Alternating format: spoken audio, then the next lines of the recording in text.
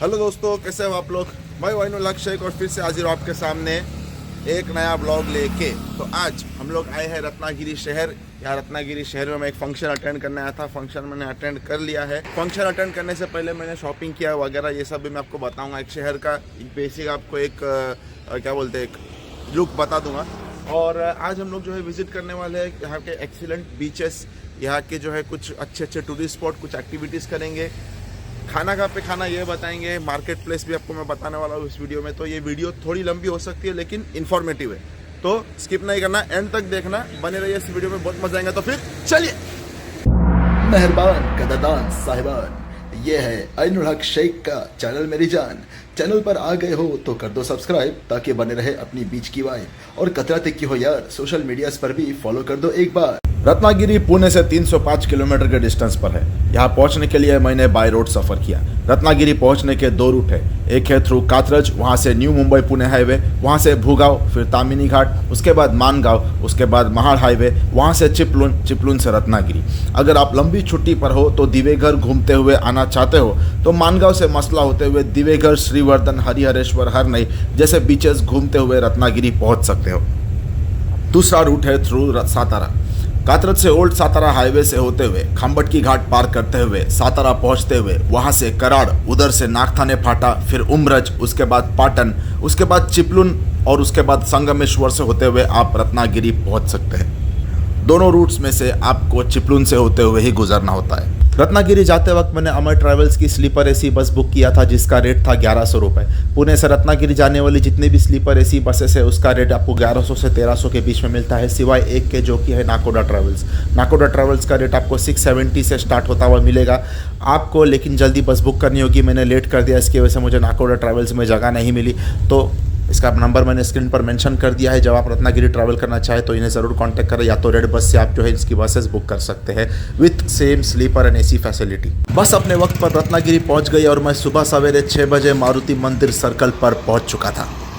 रत्नागिरी पहुंचने के बाद मैंने रेंटल बाइक के लिए अबू बकर मुकादम भाई को कॉल किया, जिन्होंने नई नवेली बर्गमैन मेरे हाथों में सौंप दी। गाड़ी एकदम टॉप नॉच कंडीशन में थी, बॉडी वगैरह सब बढ़िया थी। जब कभी भी कहीं भी अगर आप गाड़ी रेंट पर लेते हैं तो सबसे पहला काम आप ये कीजिए कि गाड़ी को अच्छे से चेक कर लीजिए, कहीं से स्क्रैच डैमेज तो नहीं है, एक वीडियो बना ले, इलेक्ट्रॉनिक्स भी उसका चेक कर ले, चाहे तो टेस्ट राइड भी आप ले लें।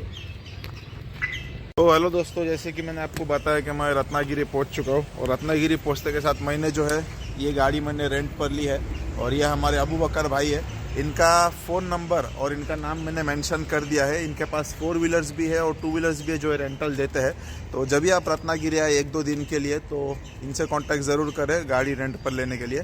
और आपको इनको क्या क्या देना होगा अबू बकर भाई, मतलब कुछ डॉक्यूमेंट में लाइसेंस लगता है, अच्छा, और आधार कार्ड लगता है, फ़ोटोज़ ना से व्हाट्सअप करना पड़ता है। Okay okay. तो आपको आपका जो है आधार कार्ड और लाइसेंस का फ़ोटो इनके नंबर पे व्हाट्सएप करना पड़ेगा। सिर्फ आपको इतनी फॉर्मेलिटी करना है। गाड़ी आपको A1 कंडीशन में मिल रही है, याद देखो एकदम पूरी न्यू वर्जन है बर्गमैन की।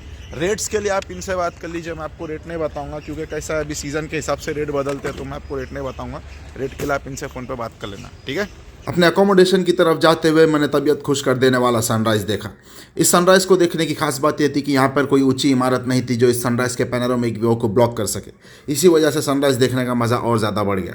अपने आप को 10 मिनट तक इस ठंडी धूप में तरोताज़ा करने के बाद मैं अपना अकोमोडेशन ढूंढते हुए आगे बढ़ गया। जैसे कि मैंने बताया कि मैं यहाँ एक शादी अटेंड करने आया था, तो मेरे लिए यहाँ पर रहने के और खाने के इंतजाम ऑलरेडी कर दिए गए थे।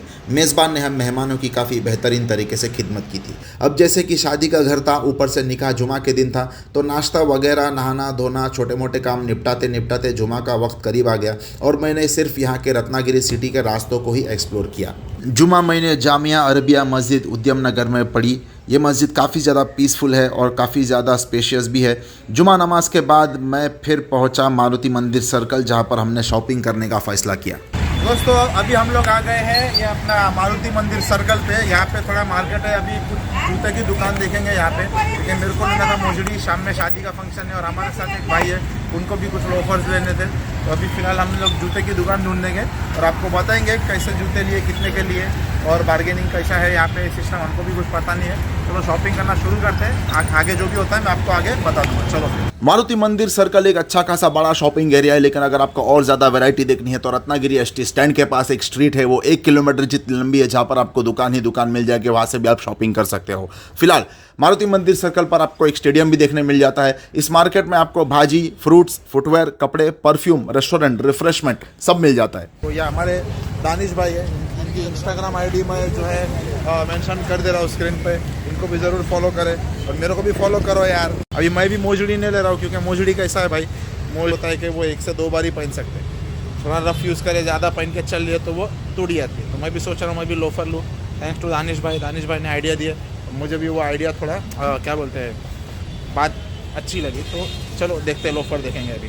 लेमन ड्रिंक पीने के बाद हम दो लोफर्स की तलाश में दुकान दर दुकान भटकने लगे। 1 घंटे तक 100 रुपया कम कराने के बाद मैंने 620 में एक लोफर ले लिया, लेकिन दानिश भाई ने कहा कि नहीं, मैं 1200 के जूते 900 में ही लूंगा। इस पर सारी दुकानदार कहने लगे चीटिंग करता है तू, और हम नहीं खेल रहे। ऐसा करके हम दोनों को दुकान से धक्के मार के निकाल दिया। खैर, यहाँ पर अगर आप शूज वगैरह की शॉपिंग करते हैं तो आपका bargaining skills up to the top होना चाहिए, क्योंकि यहाँ पर आपको कपड़े और जूतों का रेट बिल्कुल पुणे के मार्केट रेट से मिलता जुलता मिलेगा। दानिश भाई अपने पसंद के जूते लेना चाह रहे हैं, लेकिन 50 रुपए के लिए दानिश भाई को बड़ी किल्लत हो रही है। पसंद के जूते ले पाएंगे? जानने के लिए देखते रहिए, जूते दे दो, पैसे दे दो। तो फाइनली दानिश भाई ने अपने जूते खरीद ले और हम अपने अकोमोडेशन की तरफ फिर से निकल पड़े। अब शॉपिंग में पेट्रोल, एनर्जी और टाइम वेस्ट करने के बाद निकाह खानी में जाने का टाइम हो गया था और हमसे शादी वाले घर का मटन पुलाव खाना छूट गया। शिट। देखो अभी फिलहाल मैंने ये ड्रेसिंग की है आज शादी में जाने के लिए, और शूज़ दिखाइए ज़रा मेरे। देखो ये मेरे शूज़ है जो मैंने अभी मार्केट से लिए थे। तो चलो अभी हम जो है मस्जिद की तरफ बढ़ते हैं निकाह खानी अटेंड करने के लिए। और फिर दिन ढलने के बाद मैंने सावंत पैलेस होटल में फंक्शन अटेंड किया। ये 5 स्टार होटल वाकई में किसी पैलेस से कम नहीं है। उसके बाद मैंने ऐसा फटे तक खाया कि दुल्हन वाले दूल्हे वाले से और दूल्हे वाले दुल्हन वाले से पूछने लगे कि इस बकासुर को यहाँ किसने बुलाया। दूसरे दिन की सुबह हुई और कोकण नगर के होटल मलबार में मैंने खीमा पराठा चाय पी के रत्नादुर्ग किले की तरफ बढ़ाव किया। रत्नादुर्ग किला रत्नागिरी शहर से 2 किलोमीटर के डिस्टेंस पर है। यह किला बहामनी हुकूमत के दौरान बनाया गया था, जिस हुकूमत की नींव अलाउद्दीन बहामन शाह ने रखी थी। बहामनी हुकूमत 1347 से 1527 तक चली थी और ये किला उसी टाइम पीरियड में बनाया गया था। इस किले को बाद में आदिल शाह ने जीता और 1670 में इस किले को छत्रपति शिवाजी महाराज ने जीतकर इसे हिंदवी स्वराज में शामिल कर दिया। इस किले को भगवती किला भी कहा जाता है क्योंकि इस किले पर एक भगवती मंदिर मौजूद है जो कि 1950 में रेनोवेट करा दिया गया है। इस किले की एंट्रेंस पर आपको जो नई दीवार नजर आती है वो पेशवाई दौर में प्रतिनिधि धोंडू भास्कर ने बनवाई थी। इस किले को 3 तरफ से समंदर और एक तरफ से ज़मीन ने घेरा है। यह किला लगभग 120 एकड़ जितना बड़ा है। इस किले पर आपको 8 से 10 बुरुज देखने को मिल जाते हैं। बुरुज यानी कि वो हिस्सा जो एक वॉच टावर की तरह इस्तेमाल किया जाता था और ज़रूरत पड़ने पर यहाँ से डिफेंसिव अटैक्स किए जाते थे। इस किले पर सबसे पहला बुरुज है बस्क्या बुरुज। इस बुरुज से आपको मिरकरवाड़ा जेटी का व्यू देखने को मिल जाता है। जेटी यानी कि एक ऐसा प्लेटफॉर्म जो समंदर के ऊपर बनाया गया हो और वहाँ पर शिप्स के थ्रू लोग और सामान का आना जाना लगा रहे। इस मिरकरवाड़ा जेटी पर एक फिश मार्केट लगता है, ठीक वैसा ही जैसा कि मैंने आपको मेरे पिछले दीवेगर वाले वीडियो में बताया था। इस मिरकरवाड़ा जेटी पर आपको एक बहुत पुरानी जामा मस्जिद भी देखने को मिल जाती है। बस्क्या बुरुज से आपको मिरकरवाड़ा जेटी का एक शानदार पैनोरामिक व्यू देखने को मिल जाता है। यह जेटी एक अच्छा खासा एरिया ऑक्यूपाई करती है। वक्त की कमी होने की वजह से मैं मिरकरवाड़ा जेटी को एक्सप्लोर नहीं कर पाया।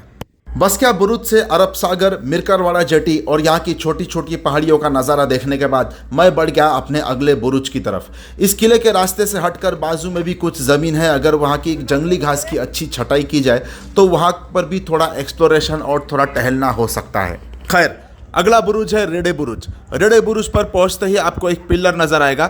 ये पिलर क्यों है, इसकी कोई हिस्ट्री इस पिलर के इर्द गिर्द या इस पिलर पर नहीं लिखी गई है। इस बुरुज से आपको ऐसे छोटे छोटे विंडोज़ देखने मिलेंगे जहां से डिफेंस के लिए हथियार चलाए जाते होंगे। ये विंडोज़ इसके पहले के बस्क्या बुरुज पर नहीं थे। फॉर सेफ्टी पर्पज़ यहाँ के कुछ विंडोज़ पर सेफ्टी ग्रिल लगा दी गई है। अब रेडे बुरुज से मैं आगे बढ़ा और एक ऐसे स्पॉट पर पहुँचा जहाँ पर एक शानदार जेटी का रास्ता मुझे दिख रहा था। लेकिन अफसोस की बात यह है कि इतिहास के ऐसे लाजवाब इमारतों पर भी कुछ बेशर्म जाहिल कचरा करने से नहीं कतराते। खैर, कचरे को इग्नोर करके मैंने ये रास्ते पर नज़र डाली तो ये किले के बाजू मुझे एक रास्ता दिखाई दिया।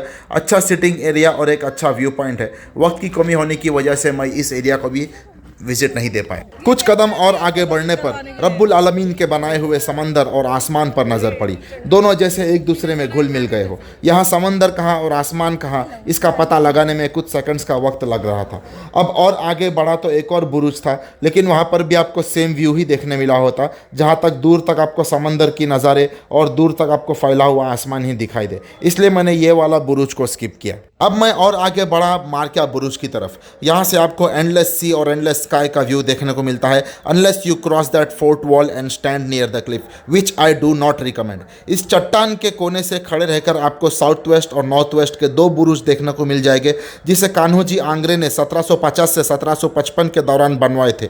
ये जो मैं आपको बता रहा हूँ वो साउथ वेस्ट बुरुज है, और स्ट्रांगली रिकमेंड करता हूँ कि आप ये चट्टान पर बिल्कुल ना आए। ज़रा सी गलती और मौत के फरिश्ते से आपका सलाम वालेकुम वालेकुम अस्सलाम हो जाएगा। ये जो मेरे पीछे आप देख रहे हैं वो नॉर्थ वेस्ट बुरुज है। हवा लेके जाएंगे नीचे। अरे रिस्क नहीं लेने का भाई। एक बार है ना, मैं तामिनी घाट पता है क्या तुम्हारे को? वही पे रहते पुणे। हाँ, मैं भी पुणे से ही हूँ भाई। हाँ, मैं कोंडवा में रहता हूँ। आप लोग कहाँ रहते? कोथरूड में। अच्छा, तो तामिनी घाट को गया था मैं एक बार। तो उधर ऐसा हो गया था नहीं कि झरने में उधर नहा रहा था मैं, एकदम पहाड़ पे टॉप पे चढ़ गया। हाँ। तो हवा चली और मेरा बैलेंस हिच गया। थोड़े पे पीछे पत्थर था बड़ा बोल के मैंने पकड़ा, नहीं तो मैं गया रहता नीचे। मराच रहता भाई, पत्थर से सर टकरा तो आदमी मरेगा ना, नहीं कि नहीं? धाप धूप।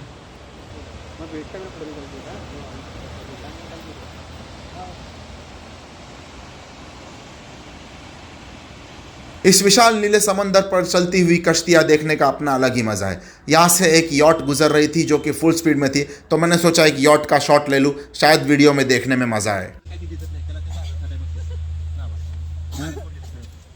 अब मैं मार्किया बुरुज से वेताल बुरुज की तरफ चल पड़ा। मार्किया बुरुज से वेताल बुरुज की तरफ भी आपको सेम व्यू देखने को मिलेगा। वेताल बुरुज के लेफ्ट में एक बेनाम बुरुज है, वहाँ से आपको एक ज़मीन का व्यू देखने को मिल जाता है। वेताल बुरुज से आगे मैं बढ़ा तेड़किया बुरुज की तरफ। ये बुरुज से आपको सामने का साउथ वेस्ट टावर देखने को मिल जाता है। ये साउथ वेस्ट टावर भी इसी किले का हिस्सा है। ये साउथ वेस्ट टावर और ये किला मिला के ही 120 एकड़ का पूरा किले का एरिया बनता है। यहाँ से आपको रत्नागिरी का फेमस लाइट हाउस भी देखने को मिल जाता है। इसके बाद है वाघिया बुरुज। इस बुरुज से भी आपको सामने वाले लाइट हाउस का व्यू देखने को मिलता है। और फिर मैं पहुंचा गणेश बुरुज। ये वो पॉइंट है जहां से मैंने किले की मेन इमारत में एंटर किया था। अब मैं इस किले की मेन इमारत से बाहर निकल गया और जाकर पहुंचा साउथ वेस्ट बुरुज पर, जिसे कान्होजी आंग्रे ने बनवाई थी। इस पॉइंट से आपको किले के नीचे एक गुफा नजर आएगी। किले के नीचे ऐसी 3 गुफाएं और है जो कि अब बंद कर दी गई है। तो दोस्तों, ये जो हमारा स्पॉट है रत्नदुर्ग किला, ये यहाँ का हमारा विजिट आज का पूरा हुआ। हम अभी आगे बढ़ रहे हैं हमारे नेक्स्ट स्पॉट की तरफ। अब इसके बाद मैं निकल गया लाइट हाउस की तरफ। किले के मेन रोड से लाइट हाउस 7 से 10 मिनट की डिस्टेंस पर है। इसके टॉप फ्लोर से आपको अरेबियन सी का एक नायाब व्यू देखने को मिलता है, लेकिन अफसोस यहाँ पर मैं बहुत जल्दी ही पहुँच गया, क्योंकि ये लाइट हाउस शाम के 4 से 5 के दौरान ही खुला रहता है। दोस्तों, अभी मैं पहुँचा हूँ आरे वारे बीच पर। देखो, मैं आपको एक सजेशन देना चाहूँगा। अगर आप लोग रत्नागिरी सिटी में रह रहे हैं, यहाँ पे अगर आ रहे हैं, आपका अकोमोडेशन रत्नागिरी सिटी में है, तो आप लोग ये जो दूर दूर के बीचेस है वो पहले जो है विज़िट कर ले। गणपति पुले, आरे वारे, ये सब पहले आप लोग विज़िट कर ले। नज़दीक के बीचेस आप शाम या बोलते ना 3 या 4 बजे के टाइम पर भी विज़िट करें तो कोई प्रॉब्लम नहीं है। ये ट्रिप में मेरे से एक भूल ये हो गई कि मैं सबसे पहले उस फोर्ट पर विज़िट करने चला गया, क्योंकि अभी यहाँ पर इतना ट्रैफिक है कि कम से कम 800 से 900 मीटर लंबी एक 4 व्हीलर्स की लाइन है यहाँ पे। तो हाँ, और ऊपर से अपनी पुणे की पब्लिक बहुत है यहाँ पे। सैटरडे संडे पूरा इकट्ठा है यहाँ पे पुणे की पब्लिक। और अभी देखो मेरे सामने जिप लाइन करते जा रहे लोग यहाँ पे। रुको, देखो ये जिप लाइन है, यहाँ से पूरा इस पहाड़ से लेके 1 सेकंड, इस पहाड़ से लेके एक पूरी ऐसी जिप लाइन को लाइन जाती है और ये यहाँ पर आके रुकती है और इधर से अपना जिप लाइन होता है। तो मैं बीच को एक्सप्लोर करूँगा और उसके बाद जो है मैं जिप लाइन करूँगा इंशाल्लाह। आरे बीच रत्नागिरी सिटी से 20 किलोमीटर के डिस्टेंस पर है। ये बीच आरे वारे बीच के नाम से फेमस है, जबकि वारे बीच यहाँ से 2 से 2.5 किलोमीटर के डिस्टेंस पर है। यहाँ पहुँचने के लिए आपको गणपति पुले का रूट लेते हुए आना है। गणपति पुले के रास्ते में ही आपको ये बीच मिल जाता है। ये बीच काफ़ी ज़्यादा साफ सुथरा है, one of the cleanest beach है near Ratnagiri and it's perfect place to visit with your friends and family. A scenic beauty is so pure and so majestic that it will give your mind what it is yearning for, which is serenity. No matter for how long you stare at its beauty, you will find yourself craving to stare more at this marvelous wonder. ये जो जंगल आप देख रहे हैं इसे सुरुबन कहते हैं. इनमें आप एक वॉक के लिए जा सकते हैं. ये काफ़ी फोटोजेनिक स्पॉट है. इस जंगल को आरे सुरुबन कहते हैं. तो अभी वक्त है थोड़ा अपने पैर को समंदर के पानी में भिगाने का. चलिए फिर. हाँ, ठंडा ठंडा पानी है एकदम समुंदर का, बहुत ही मज़ा आ रहा है. और पानी यहाँ पे साफ़ भी है. बीच बहुत क्लीन है, ये कचरा नहीं है इस बीच पे. तो बहुत ही देखो मज़ा आ रहा है यहाँ पे ठंडे ठंडे पानी में पैर दे के. अभी इस वक्त जो है 11:30 पौने 12 का वक्त हो रहा है. थोड़ा कोस्टल एरिया की वजह से यहाँ पर गर्मी भी है. अभी मैं फ़िलहाल दिसंबर के एंड में खड़ा हूँ, 27 तारीख दिसंबर की. ये बीच इंस्टाग्राम रील्स की वजह से पिछले साल से बहुत ज़्यादा फेमस हुआ है. Not only from Mumbai, Pune and Maharashtra, tourist from other states are also assembling at this place during the festive season of Christmas and New Year. और इस बीच को विजिट करने का बेस्ट टाइम पीरियड है अक्टूबर से फेब के बीच. लेकिन अगर आप क्रिसमस या न्यू ईयर वीक के दौरान वीकेंड के दिन इस रूट पर आते हैं तो आपका आधे से ज़्यादा टाइम इस बीच पर नहीं बल्कि ट्रैफिक में गुजरेगा. रत्नागिरी सिटी से आरे बीच तक आने में जो 20 किलोमीटर्स की ट्रैवलिंग की थकान थी वो यहाँ के पानी में पैर रखते के साथ ही ख़त्म हो गई. बेहतरीन वाइब है इस जगह का. जिसे भी देखो वो एक्साइटेड और खुश था.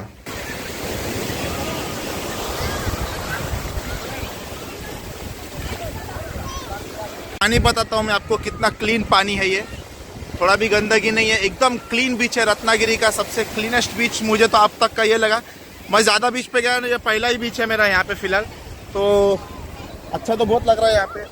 मतलब कपड़े फ़िलहाल ऐसे लाया नहीं हूँ जो मतलब मुझे समंदर में भीग सकूँ मैं, तो इस वजह से थोड़ा बाहर निकल गया.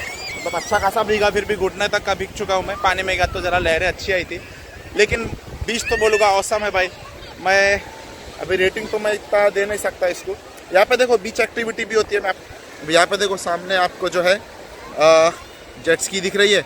जेट स्की के भी आपको यहाँ पर एक्टिविटी कर सकते हैं. सामने उस तरफ बनाना राइड है, वो भी कर सकते हैं. यहाँ पर आप जो है वो ATV भी चला सकते हैं. ये सारे सामने ATV, और फैमिली के साथ हो तो कैमल राइड भी कर सकते हो आप.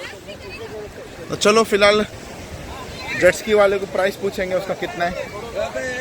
अगर क्या बोलते किफ़ायत में रहा, अपने किफ़ायत शारी में रहा तो ट्राई करेंगे. अपने को तो वैसे जिपलाइन तो ट्राई करना ही है. चलो फिर दोस्तों, मैंने पूछा जेट स्की का प्राइस 500 रुपया बोल रहे हैं वो.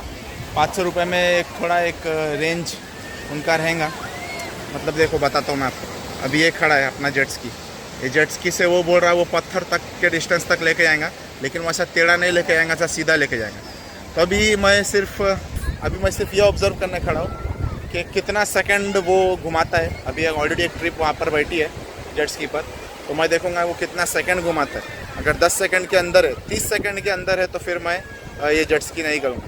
ये कैसा है, 30 सेकंड के लिए 500 रुपये वेस्ट करना है मुझे तो मतलब वर्थ इट नहीं लगेगा. लेकिन मैं फ़िलहाल के ऑब्ज़र्व करता हूँ. चलो तो बात में ही मैंने बनाना राइड के भी प्राइस पूछ लिया. अभी देखो ये मेरे पीछे सामने बनाना राइड जाने वाली है. इसमें जो है इसमें 300 रुपये पर पर्सन बोल रहा है. और फिलहाल मैं अकेला हूँ तो मैं बार्गेनिंग भी नहीं कर सकता. अगर मेरे साथ कोई ग्रुप हो तो मैं बार्गेनिंग कर भी सकूँ कि हाँ भाई चलो हम लोग 4 लोग हैं, हमारे को करना ही है बनाना राइड. तो इस वजह से हम जो है करना चाहते हैं. मतलब वहाँ अपने पास एक पॉइंट रहता है बार्गेन करने को, इधर अपने पास कोई पॉइंट नहीं. और यहाँ देखो बीच है लेकिन पब्लिक जो है रिस्पॉन्सिबली नहीं रहती है. जैसे मैंने पिछले मेरे वीडियो में भी बताया था, पिछले क्लिप्स में, डाइपर वाइपर प्लास्टिक सब फेंके हुए. तो इज़्ज़त करो यार एनवायरनमेंट की. इतना अच्छा एनवायरनमेंट है, इतना अच्छे क्लीन बीचेस है, क्यों गंदा करते हो. तो दोस्तों अभी देखो कैसा है, मुझे आगे गणपतिपुले की तरफ भी निकलना है. तो इसकी खूबसूरती में सिर्फ यहाँ पे 5 मिनट से ज़्यादा नहीं निहार सकता. और कोई मुझे वाटर स्पोर्ट एक्टिविटी करना भी नहीं है यहाँ पे, मतलब जेट स्की और बनाना राइड. क्योंकि जेट स्की का अभी कोई उसको कस्टमर भी नहीं मिल रहे, तो मैं ऑब्ज़र्व भी नहीं कर पा रहा हूँ कि कितना देर तक कराएंगा वो. तो मैं गणपतिपुले से आते आते हो सकता है यहाँ पे एक फिर से विज़िट दूँ, क्योंकि ये तो जाने के रास्ते पे ही लगेगा. क्योंकि मेरे को और भी आगे जाना है. मेरा टारगेट है आज जयगढ़ तक जाके आऊँ. तो देखते हैं चलो और क्या कर सकते हैं हम, और कितने स्पॉट्स घूम सकते हैं. जिपलाइन के स्टार्टिंग पॉइंट पर जाते जाते ब्रिज से मेरी नज़र एक खाड़ी पर गई जो कि बहुत ही खूबसूरत लग रही थी। यह खाड़ी आगे जाके अरेबियन सी से मिलती है आरे बीच पर। अब जिस चीज़ के लिए एक्साइटेड था वो एक्टिविटी मेरे नज़रों के सामने थी। जी हाँ, जिपलाइन। ये जिपलाइन के स्टार्टिंग पॉइंट से बेहतरीन फोटोजेनिक पैनोरामिक व्यू देखने मिलता है आरे बीच का। इस व्यू पॉइंट से किनारे और सुरूबन जंगल का एक बेहद खूबसूरत व्यू देखने को मिल जाता है। यहाँ से खड़े खड़े मैंने जेट्स की राइड का टाइम भी कैलकुलेट किया। ये आपकी टोटल राइड 1 से 1.5 मिनट के अंदर ही रहेगी। तो अगर आपको जेट्स का एक्सपीरियंस लेना ही है तो you can go for it for 500 rupees for now. आगे का बोल नहीं सकते। और ये रही अपनी जिपलाइन एक्टिविटी। ये लोगों को जिपलाइन करते हुए देख के मेरे दिल से एक ही आवाज़ आ रही थी कि मेरा नंबर कब आएगा। अभी मैं जा रहा हूँ जिपलाइन करने, जिपलाइन एक्टिविटी करने। उम्मीद है अच्छी होगी। चलो बढ़ते हैं आगे। 20 minutes later. दोस्तों, यहाँ पर फेस्टिव सीज़न, क्रिसमस और न्यू ईयर सीज़न होने की वजह से भीड़ इतनी है कि 1.5 घंटा लगेगा यहाँ पे नंबर आने आपका। लेकिन आप यहाँ पे रजिस्ट्रेशन करा सकते हैं। फ़िलहाल मैंने अपना रजिस्ट्रेशन करा लिया है और रजिस्ट्रेशन के बाद बोले उन्होंने कि 1.5 घंटा लगेगा। और अभी पैसे फ़िलहाल मैंने दिए नहीं। उन्होंने बोला रजिस्ट्रेशन हो गया है आपका, 1.5 घंटे के बाद आओ, पैसे देना, उसके बाद आप जिपलाइन ट्राई कर सकते हैं। और फिर वहाँ से जो आपको ड्रॉप पॉइंट रहेगा वहाँ से आपको जो है 2 व्हीलर से फिर से ऊपर लेके आएंगे ताकि आप अपनी गाड़ी यहाँ से ले सकें। ठीक है, तो फ़िलहाल मैं चलता हूँ देखो गणपति पुले की तरफ, क्योंकि यहाँ पे 1.5 घंटा वेट करके मेरा कोई फ़ायदा नहीं होगा। जब तक मैं गणपति पुले एक्सप्लोर करके आता हूँ। गणपति पुले की तरफ जाते हुए मैंने देखा वारे बीच, जो कि आरे बीच से ज़्यादा पीसफुल और क्लीन है। जस्ट बिकॉज रील्स पर आरे बीच फेमस है, वारे बीच पर पीक आवर्स पर पब्लिक का इतना एंगेजमेंट नहीं होता है। एक बेहतरीन और खूबसूरत रंगों भरा नज़ारा यहाँ देखने को आपको मिलता है। यहाँ पर भीड़ ना होने की वजह से ये बीच इतने दूर से इतना क्लीन नज़र आ रहा है। जहाँ मैं खड़ा हूँ वहाँ से आपको दूर तक फैला हुआ आसमान और दूर तक बिछा हुआ समंदर का एक नायाब नज़ारा देखने को मिल जाता है।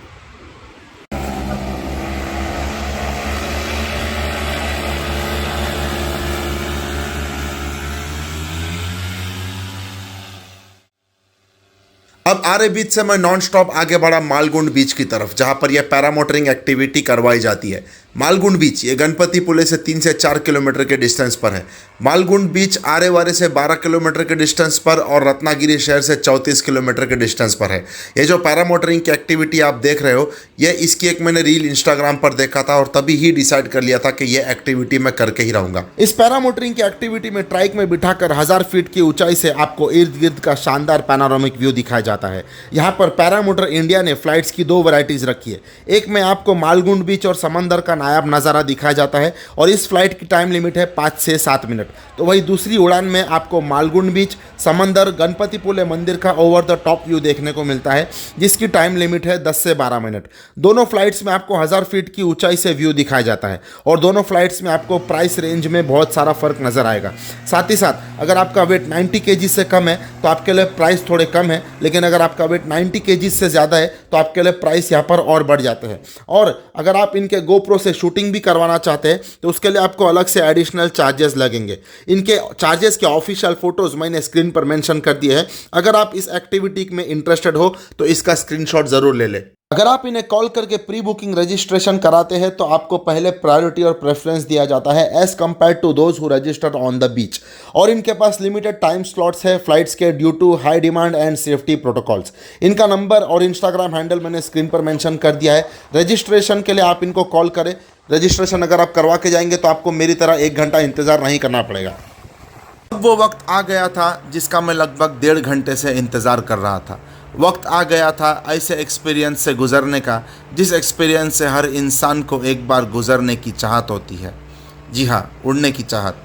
वक्त था आसमान की ऊंचाइयों में उड़ने का। अपने अंदर एक्साइटमेंट और डर को एक साथ रखकर मैं ज़मीन की सतह से ऊपर उठ चुका था। देखते ही देखते मैंने पेड़ों की ऊंचाइयों को पार कर दिया, लेकिन ऊंचाइयों का सफ़र यहाँ से सिर्फ और बढ़ना था। अपनी उड़ान हमने मोड़ी नीले समंदर के ऊपर, जहाँ से मुझे इंसान चींटियों की तरह छोटे छोटे दिखने लगे। बजट टाइट होने की वजह से मैंने एक्स्ट्रा चार्जेस अवॉइड करने के लिए पैरामोटर के GoPro वीडियो रिकॉर्डिंग के बजाय अपने फ़ोन से रिकॉर्डिंग की, जो मेरे ट्राइपॉड सेल्फी स्टैंड पर अटैच किया हुआ था। फ़ोन और ट्राइपॉड को मैंने इतने मजबूती से पकड़ के रखा था जैसे कि वो मेरी जान हो, कि मानो जैसे ज़रा सी ढील और मेरा फ़ोन ट्राइपॉड स्टैंड के साथ जल समाधि ले लेता। हिम्मत करते हुए मैंने अपनी पकड़ ट्राइपॉड स्टैंड पर मजबूत रखी और मैं 1000 फीट की ऊंचाई से यहाँ के नायाब नज़ारे देखने लगा। अब मैं इतने ऊंचाई पर आ गया था कि जिन्हें मैं पेड़ बोल रहा था वो दूर तक फैला हुआ जंगल बन गए। ऊंचाई जहाँ से खाड़ी अपना वजूद समंदर से मिलकर ख़त्म कर देती हो। इस ऊंचाई से बड़ी बड़ी लहरें भी समंदर पर बनी छोटी छोटी लकीरों की तरह नज़र आ रही थी। सामने था दूर तक फैला हुआ कभी ना ख़त्म होने वाला समंदर, सूरज की रोशनी में हीरे की तरह चमकता हुआ, और एक तरफ सूरज की रोशनी से परे नीलम पत्थर की तरह नीला। अब 1000 फीट की ऊंचाई से डर बढ़ने लगा तो खुद को ये कह के समझाया कि यह वक्त डरने का नहीं बल्कि उस रब की तारीफ़ करने का वक्त है जिसने इस समंदर को बेहद खूबसूरत बनाया, इसके खतरे को भी बरकरार रखते हुए। जिस रब ने पेड़ों पर भी कहीं हल्की और कहीं गहरी हरियाली दे दी, जिसने आसमान को बगैर किसी सुतून के ज़मीन पर वाज़े रखा। और फिर मैंने अल्फाज जारी किए जो थे ला इलाहा इल्लल्लाह। इस समंदर की खूबसूरती को अब मैं ना ही एक्साइटमेंट ना ही डर बल्कि सुकून के साथ देखने लगा। एक ऐसा नज़ारा जिसमें नीले आसमान और नीले समंदर को अगर कोई चीज़ अलग कर रही थी तो वो थी सूरज की धूप की एक धारी। यहाँ से तो मैं पैरासेलिंग, जिसे बहुत लोग peak of water sport adventure मानते हैं, उससे भी कई ज़्यादा ऊपर था। वो पैराशूट इतना छोटा दिख रहा था जैसे कि कोई मक्खी हो। सामने का पहाड़ ऐसा दिख रहा था जैसे मिट्टी के टीले पर छोटी घास उग जाती हो। अब रोटर ब्लेड के रोटेशन कम हुए तो समझ में आ गया कि अब वक्त हो चुका है ज़मीन की सतह पर पहुंचने का। 1000 फीट की ऊंचाई से सब कुछ काफ़ी बेहतरीन लग रहा था, सब कुछ काफ़ी ज़बरदस्त लग रहा था। ये बेहतरीन हरियाली, ये दूर तक फैला समंदर और आसमान के नज़ारों से हम अब 1000 फीट से सीधा ज़मीन की तरफ पहुंचने लगे।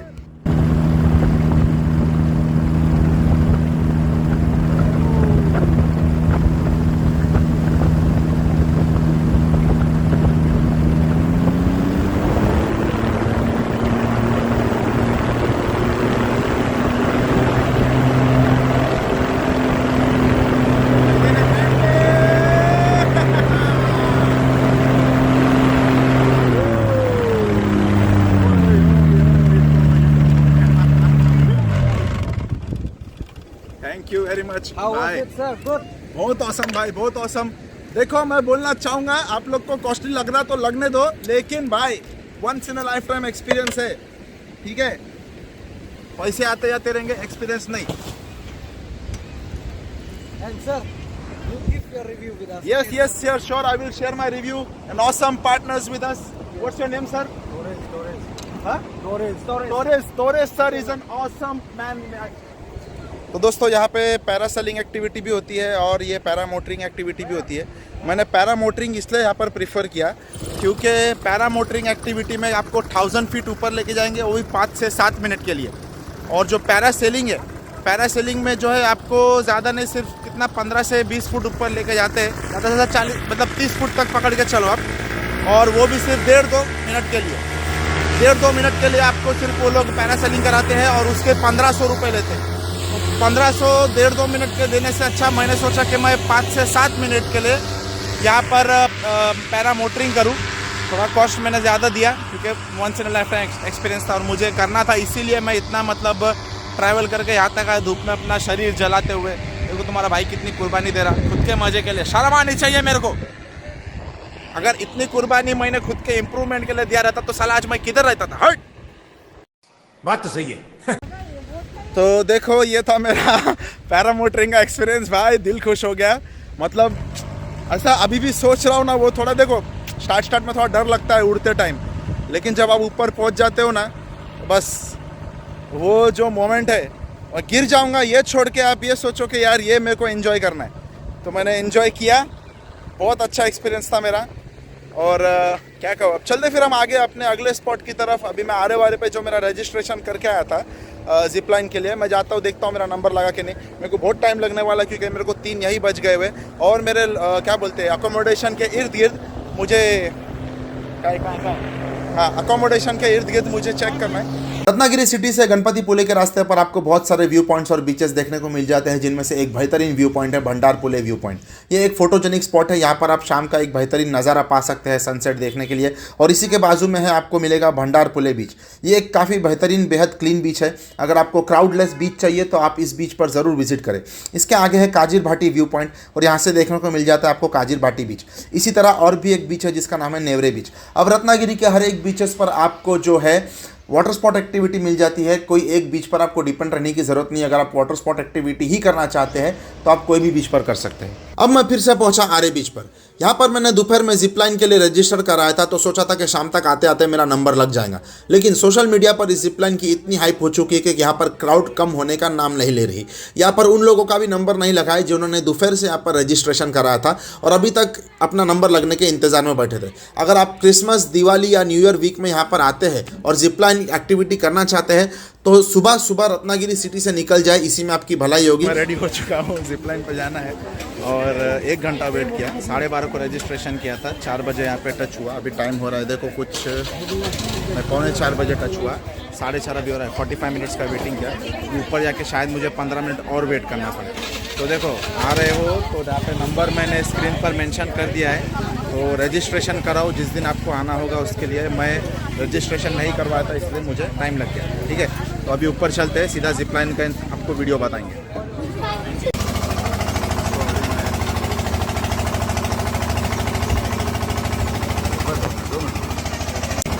लगा दिया ना अच्छे से? हाँ लगा दिया।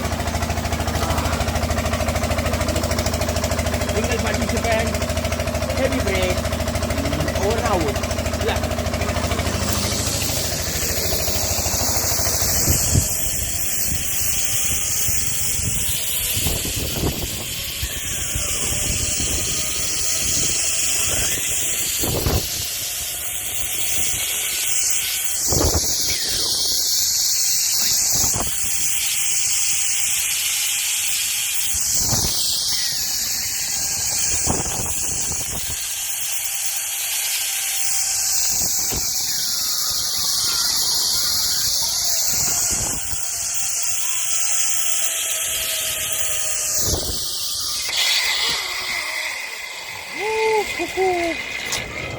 दोस्तों ये था मेरा जिप लाइन एक्टिविटी। मैं निकल रहा हूँ सीधा मांडवी या मिरिया बंदर पर, मांडवी बीच पर या तो मिरिया बंदर पर। अब दिन ढलने को था और मैं इस ढलते दिन के सूरज को देखने के लिए रत्नागिरी शहर के मांडवी बीच पर पहुंचा। रत्नागिरी के बाकी बीचेस की तरह ये बीचेस भी बेहद खूबसूरत है। रत्नागिरी शहर में भी मल्टीपल बीचेस है जैसे कि भाटिया बीच, मिरिया बीच, लेकिन अगर सनसेट देखना हो तो मांडवी बीच पर आना ही बेस्ट है। यहाँ पर बैठने के लिए अच्छे इंतजाम किए गए हैं, बेंचेस लगाए गए हैं और इस प्लेटफॉर्म से आप समंदर और लाइट हाउस का एक अच्छा व्यू देख सकते हैं। यहाँ पर आपको स्नैक्स के लिए छोटे मोटे ठेले या रेस्टोरेंट मिल जाते हैं। इस प्लेटफॉर्म के सामने से जो ब्रिज दिख रहा है उस ब्रिज के नीचे है भाटिया ब्रिज। कुछ छोटे छोटे फन राइड्स भी यहाँ पर मौजूद है। रत्नागिरी में सिर्फ बीचेस ही नहीं बल्कि यहाँ पर कुछ व्यू पॉइंट्स जैसे कि टेबल पॉइंट, थीबा पैलेस, थीबा पॉइंट, जहाँ पर आप एक अच्छा वक्त गुजार सकते हैं, ऐसी जगह भी मौजूद है। वक्त आ गया था कि अब इस सुहाने दिन और इस खूबसूरत शहर को अलविदा कह दूँ। इस शहर में बिताए हुए वक्त को उन बेहतरीन यादों का हिस्सा बनाकर अपने शहर की तरफ रुख करने का वक्त आ गया था। एक मुसाफिर भले कितना भी किसी शहर की खूबसूरती से दिल लगा बैठे, जाना तो है उसे उसी जगह जो उसका असल ठिकाना है। इस शहर का मुसाफिर बनकर यहाँ की यादों को वीडियोस के ज़रिए अपने साथ ले जा रहा हूँ। इस वीडियोस में मुझसे जितना हो सका मैंने उतना यूज़फुल इन्फॉर्मेशन आपके साथ शेयर किया है। बस मैं आपको यहाँ बाहर खाना कहाँ खाना है इस बारे में आपको बता नहीं पाया, क्योंकि रत्नागिरी घूमने के जुनून में ना मुझे खाने की फ़िक्र थी ना मुझे कुछ पीने की परवाह। अब मैंने अबू बकर भाई को उनकी बर्गमैन लौटाकर अपना सामान नाकोडा ट्रैवल्स की बस में भर के पुणे के लिए रवाना हो गया। दोस्तों इस वीडियो का कंक्लूजन ये निकलता है कि अगर आपको रत्नागिरी घूमना है तो आपके लिए एक दिन काफ़ी नहीं है। पूरा रत्नागिरी सिटी और उसके बाहर के बीचेस एक्सप्लोर करने के लिए आपको 2 से 3 दिन लगेगा ही रत्नागिरी के पूरे अच्छे अच्छे बीचेस एक्सप्लोर करने के लिए। अगर आप आराम करते करते घूमना पसंद करते हैं तो 3 दिन आप डिसाइड कीजिए। अगर आपको आराम नहीं करना है, ज़्यादातर आपको भारी घूमना है, भारी खाना है, तो आप जो है 2 दिन डिसाइड कीजिए। क्योंकि रत्नागिरी के जो हम वायरल बीचेस देखते हैं जैसे कि अपना आरे वारे हो गया, गणपति पुले हो गया, मालगुंड हो गया और फिर जयगढ़ हो गया, देवघाली बीच हो गया, काशिली बीच जिसको बोलते हैं, तो ये सब जो है रत्नागिरी से 30-40 किलोमीटर के डिस्टेंस पर है। और ये डिस्टेंस आपको कवर करने में बहुत टाइम जाएगा, क्योंकि वहाँ के रास्ते काफ़ी पतले हैं। ऐसा नहीं कि हाईवे का रास्ता है वहाँ पे, नहीं, ऐसा छोटे छोटे गांव के रास्ते हैं वो सब बीचेस पर पहुँचने के लिए। और आपको आने में भी उतना ही टाइम लगेगा, क्योंकि खासकर तो आप ये बीचेस पर जाएंगे एक्टिविटीज़ करने के लिए, जिप लाइन हो गया या पैरामोटरिंग हो गया, ये सब करने के लिए आप जो है उस बीच पर जाएंगे। तो एक्टिविटीज़ का आप डिसाइड करके निकलेंगे, और वो एक्टिविटीज़ में आपका नंबर लगने के लिए भी 1.5 घंटा जाता है, सही बात बता रहा हूँ। तो उसके लिए आप जो है अलग दिन मुकर्रर करें। अगर आप एक्टिविटीज़ वाले बीचेस पर जा रहे हैं, एक्टिविटीज़ करना ही है, तो अलग दिन मुकर्रर करें। और रत्नागिरी सिटी, रत्नागिरी फोर्ट और रत्नागिरी के नज़दीक के बीचेस घूमने के लिए आप एक अलग दिन मुकर्रर करें। जहाँ तक मैंने क्या बोलते हैं उसको ऑब्जर्व किया है, खाने के मामले में उधर कैसा है, गणपति पुले पे आपको जो है सी फूड के रेस्टोरेंट्स मिल जाएंगे आपको। रत्नागिरी सिटी में भी है, लेकिन मैंने इतना देखा नहीं है। अगर मैं कभी दूसरी बार रत्नागिरी गया, 2.0 का भी रत्नागिरी 2.0 व्लॉग बना तो मैं आपको उसमें ज़रूर बताऊंगा। ठीक है, फिलहाल के लिए इस व्लॉग में इतना ही। अगर आपको अच्छा लगा ये व्लॉग तो आपके दोस्तों के साथ ज़रूर शेयर कीजिए। अगर आप प्लान करो रत्नागिरी जाने का तो मेरा ये वीडियो प्लीज़ देखिए, क्योंकि मैंने जितना हो सके उतना आपको एक गाइड बन के इस वीडियो में पूरी इन्फॉर्मेशन बताने की कोशिश की है। अच्छा क्या लगा इस वीडियो में आपको, ये भी आप कमेंट कीजिए, ताकि जो है मेरे वीडियो को थोड़ा अच्छी रीच मिल सके। तो मिलते हैं आपसे अगले वीडियो में, तो फिर बाय बाय।